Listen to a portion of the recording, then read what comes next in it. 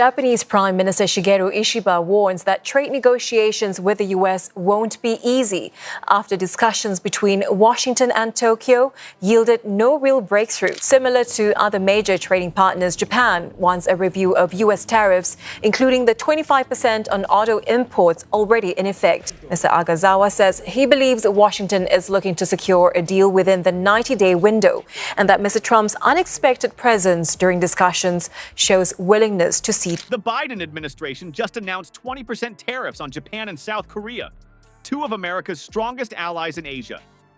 This move comes after years of trade tensions. But targeting key security partners during heightened regional instability raises serious questions about America's strategic priorities.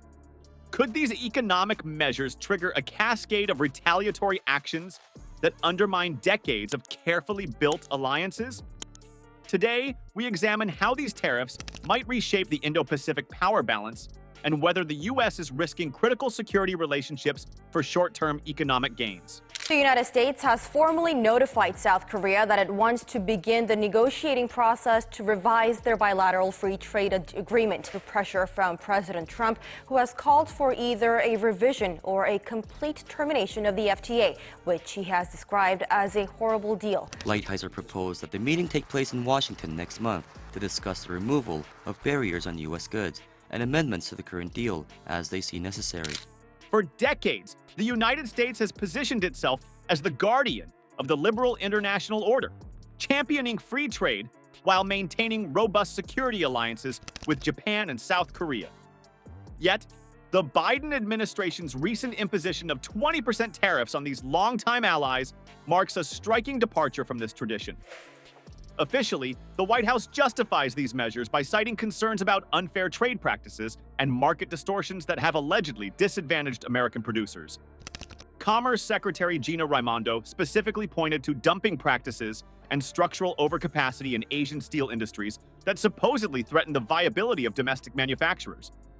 But a closer examination reveals more complex motivations behind this economic maneuver. The timing is particularly noteworthy. These tariffs emerge against a backdrop of persistent manufacturing sector struggles in crucial swing states. Economic indicators from the first quarter of 2023 show that manufacturing employment in Pennsylvania, Michigan, and Wisconsin has continued its long-term decline, with steel-producing regions experiencing particularly acute distress. The electoral significance of these states cannot be overstated, especially as polling data indicates growing voter dissatisfaction with economic conditions in these manufacturing heartlands. The influence of industry lobbying cannot be ignored in this equation. Financial disclosure records reveal that the American Steel Alliance spent $27.3 million on lobbying activities in 2022 alone, with contributions flowing generously to campaigns across the political spectrum. Notably, congressional representatives from steel-producing districts received substantial financial support, with several key committee chairs benefiting from industry largesse. The United Steelworkers Union, representing 850,000 workers, has similarly engaged in an aggressive campaign pressuring the administration to take protective measures. When we look beyond the official rhetoric, these tariffs appear to represent the culmination of a profound shift in American trade philosophy. While the Trump administration explicitly embraced economic nationalism under the America First banner, the Biden administration initially promised a return to multilateralism and alliance building. The current policy reveals striking continuity between these administrations despite their rhetorical differences, suggesting a deeper transformation that transcends partisan divisions. What makes this situation particularly remarkable is the actual data on trade imbalances with these Asian allies. U.S. Commerce Department statistics show that while America maintains trade deficits with both Japan $57.8 billion and South Korea $33.1 billion, these figures pale in comparison to the massive $382.9 billion deficit with China. This disparity raises questions about the strategic logic of targeting allies while pursuing a relatively accommodative approach toward Beijing on certain economic fronts. China's commitment to globalization, its global positioning since President Trump announced his tariffs, sparking market chaos 2 weeks ago. President Donald Trump's confidence doesn't quite match the fact that Japan doesn't yet have a deal.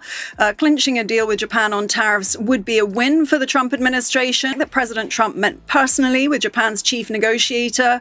It's being seen as a sign of how keen the president is to reach a deal with individual countries, not least.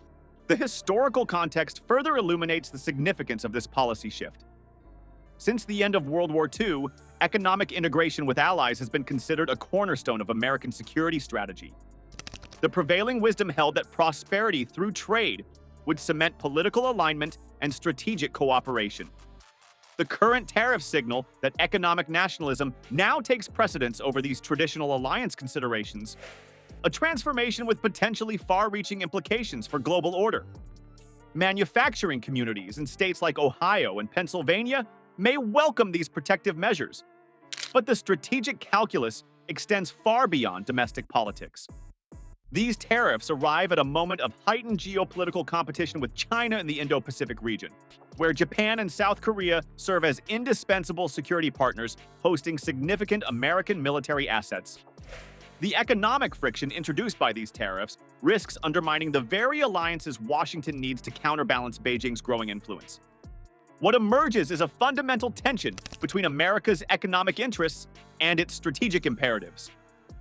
The 20% tariffs reflect a prioritization of domestic economic concerns over international alliance management, a reordering of priorities that would have been unthinkable during the Cold War era when security considerations consistently trumped commercial disputes among allies. The conventional wisdom suggests U.S. allies have little choice but to absorb economic punishment from their security provider, but the reality reveals a more complex calculus.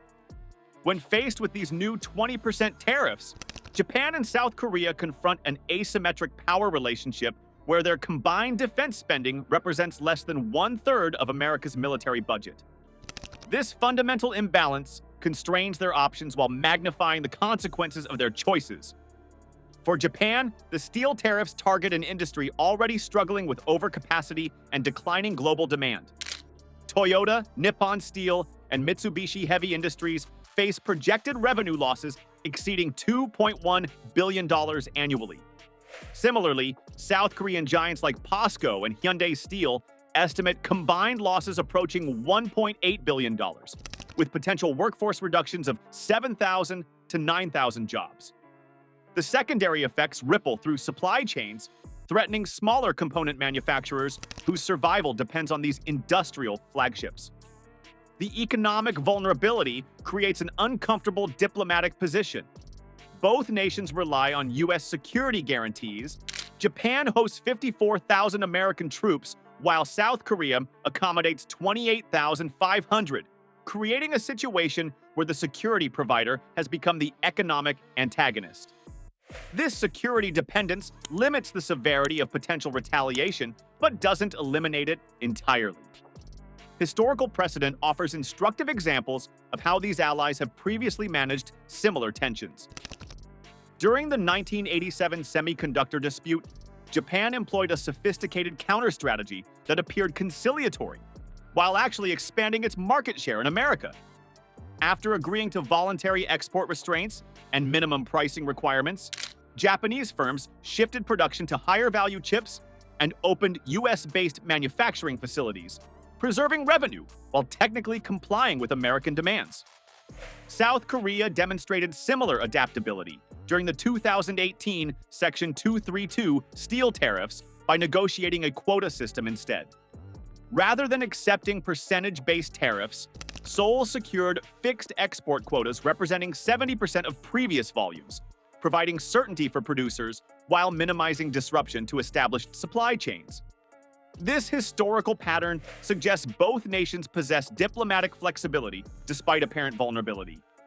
Current internal political dynamics complicate these considerations. Prime Minister Kishida faces parliamentary elections within months and cannot appear subservient to American economic pressure. his approval ratings have fallen to 35%, with polling indicating 62% of Japanese voters expect a stronger response to U.S. tariffs than his cautious initial reaction. In Seoul, President Yoon Suk-yeol confronts similar domestic pressures, with opposition parties labeling his pro-American foreign policy as economic surrender and demanding reciprocal measures. Specific retaliatory options under consideration include targeted counter-tariffs on politically sensitive U.S. exports. Japanese trade officials have identified $4.2 billion of American agricultural products, including corn, beef, and wheat from electoral battleground states, as potential targets. South Korea's trade ministry has similarly compiled a list focusing on $3.7 billion of U.S. agricultural and aerospace products, calibrated to maximize political impact while minimizing economic disruption to Korean consumers. These countermeasures would exploit vulnerabilities in America's export economy. U.S. agricultural exports to Japan and South Korea totaled $22.7 billion last year, supporting approximately 112,000 American farming jobs concentrated in politically contested Midwestern states. Boeing's commercial aircraft division derives 18% of its international revenue from these two markets, making it particularly susceptible to procurement shifts toward European Airbus alternatives. Beyond public confrontation, both nations maintain robust diplomatic back channels. Japan's Ministry of Foreign Affairs has activated its traditional Iron Triangle approach, coordinating government ministries, affected industries, and political leadership to present unified negotiating positions, while preserving face-saving options for both sides. South Korea has deployed its experienced trade negotiation team, veterans of multiple rounds of U.S.-Korea trade agreements, to explore potential compromises involving voluntary export restraints, targeted investment commitments, or expanded market access in other sectors. As Japan and South Korea navigate these economic pressures through diplomatic channels, a more profound question emerges beyond trade figures and negotiation tactics. What happens when the nation providing your security umbrella simultaneously becomes your economic adversary? This contradiction creates vulnerabilities that extend far beyond balance sheets, potentially altering the geopolitical landscape of East Asia in ways that would greatly benefit America's primary strategic competitor. The current security architecture in East Asia rests upon a hub-and-spoke system established after World War II, with the United States as the central hub connected through bilateral security treaties to regional allies. This arrangement has maintained relative stability for over 7 decades, containing potential regional conflicts while enabling unprecedented economic development. Unlike NATO's multilateral structure, America's Asian alliance network depends entirely on these separate bilateral relationships, making each individual connection critically important to the overall system. China has moved swiftly to exploit these emerging fractures. Beijing has recently proposed accelerating negotiations on the Comprehensive Regional Economic Partnership, RCP, with specific adjustments designed to benefit Japanese and Korean exporters affected by American tariffs. China, Japan, and South Korea held their first trade talks in 5 years on Sunday. Amid concerns over US President Donald Trump's import tariffs, trade ministers from the three nations met ahead of Trump's planned announcement on Wednesday of more tariffs in what he calls, quote, Liberation Day. The three Asian manufacturing giants agreed to, quote, closely cooperate for a comprehensive and high-level talks to improve free trade in the region. Chinese Foreign Minister Wang Yi, during recent visits to both Tokyo and Seoul, explicitly offered economic cooperation frameworks that don't come with punitive measures, a thinly veiled reference to America's tariff policies. Perhaps more significantly, Chinese state banks have offered expanded financing packages to Japanese and Korean steel producers specifically designed to facilitate their expansion into Southeast Asian markets, potentially offsetting losses from reduced American exports. The Industrial and Commercial Bank of China has established a specialized $15 billion credit facility targeted at Korean and Japanese companies facing discriminatory trade practices from traditional partners. These economic overtures come as military cooperation faces new strains.